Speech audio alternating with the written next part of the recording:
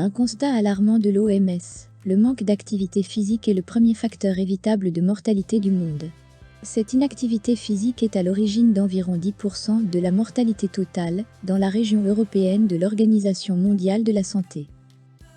Bien qu'elles soient toutes les deux néfastes pour la santé, la sédentarité et l'inactivité physique sont deux réalités bien différentes.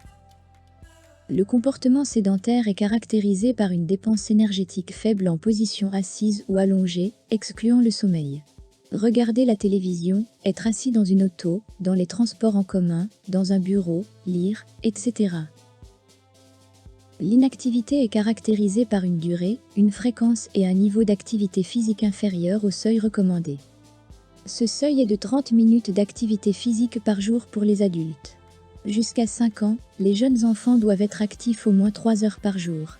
De 6 à 11 ans, il est recommandé de faire au moins 1 heure d'activité physique par jour et de ne pas dépasser 2 heures consécutives, en position assise ou semi-allongée, hors temps de sommeil et de repas. Et de 12 à 17 ans, il est recommandé de faire au moins 1 heure par jour d'activité, d'intensité modérée et élevée, et de limiter le temps de loisir passé devant un écran, à 2 heures.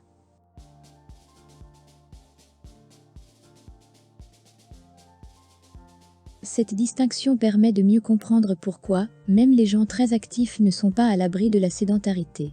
Il est important de souligner que les relations entre l'activité physique et la sédentarité sont complexes. Pour agir sur l'état de santé, il faut agir sur les deux, à la fois augmenter le niveau de l'activité physique et limiter la sédentarité. L'évolution des modes de vie conduit à une véritable épidémie de sédentarité et d'inactivité physique, préjudiciable à l'état de santé de la population. Le développement de l'automobile et des transports en commun, l'augmentation du temps passé devant les écrans, le télétravail et les confinements liés à la pandémie sont plus préjudiciables que le tabagisme.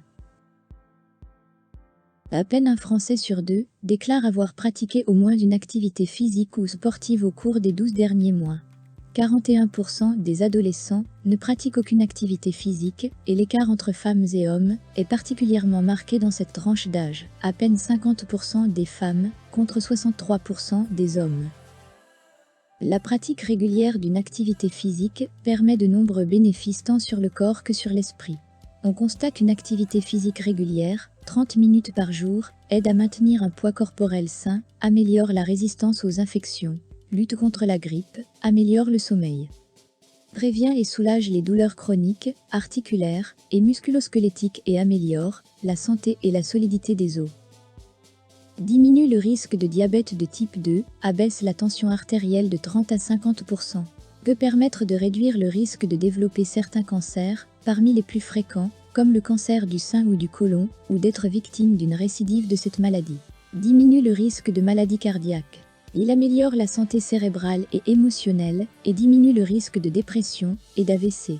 Enfin, l'activité physique est la meilleure arme anti-chute, le risque peut être réduit de 30% grâce à l'exercice. Depuis 2019, le gouvernement a établi une stratégie nationale sport-santé qui devrait s'étendre jusqu'en 2024.